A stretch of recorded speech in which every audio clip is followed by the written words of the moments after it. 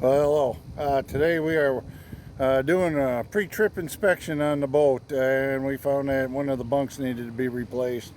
So we're going to work on that today. And then we are going to check our fishing rods, our line especially, because we have been fishing a lot of rock ledges, and some timber getting hung up in there. So we're going to go through that, check, replace as necessary, retie, and double check our hooks. All right, here's what we got. We got this trailer bunk padding. You can pick that up at a lot of sporting goods stores, relatively cheap. We got the piece of wood cut, got the carriage bolts put in there and set in there and anchored, all stainless steel, and aircraft nuts in that so they don't back off again. Well, we got the board, or the bunk I should say, all wrapped up and ready to go on the bracket. Play this if you will.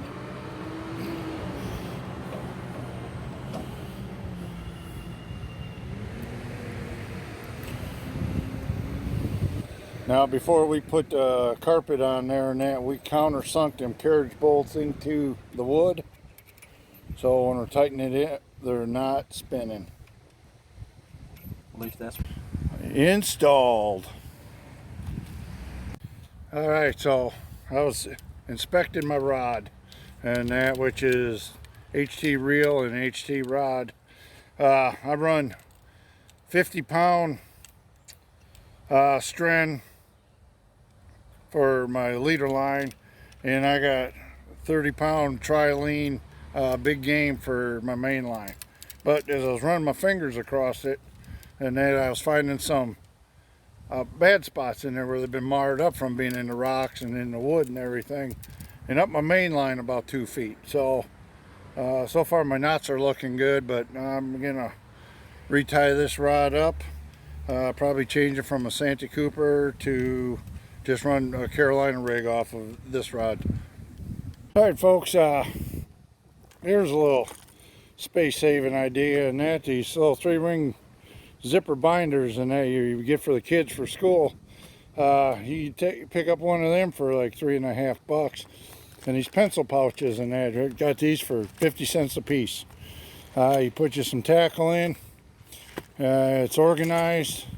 What do I got there? You know, I got $5.50 tied up in a little travel and tackle box. Like when I come over and ride with Cletus in the boat, not taking up a lot of space. So all right, Cletus and I got all our projects done, and that we are prepped and ready to go for our next fishing trip. We looked at the map, Lake Wylie, picked out a couple of spots we're gonna go to, got them marked, and I got a screenshot in that. I'll be showing y'all an idea where we're going. The first one is the main channel and a feeder channel coming into it, and it's a junction right there in the main, and it is like 46 feet deep right there. It's just a highway for them fish to be running up and down. We plan on going in there, set up anchor for about an hour, vertical lines right there, and see something cruising through there, hits it. There's another spot a little farther up, and it's only 26 feet deep. It's almost the same scenario, except that little feeder creek that's sitting there coming in, there's a wide little shallow bay up off of it, a little up in there a little way. So same scenario, but just a tad bit different. We're going to give both of them spots about an hour each and see if we can get anything out of there. Then we got a couple spots that we saw in our last trip.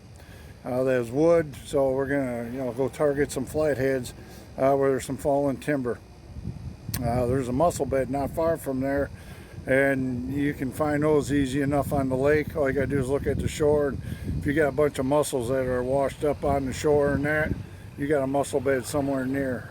Them fish are coming off the beds now. They're feeding, they're starting to feed heavy, so mussel beds are a good place to look for, but we definitely want to go out and catch some early blues and we looking to bust us a big old flathead. So until then, like I always say, keep a tight line, take a kid fishing. This is Big Mike. Thanks for watching.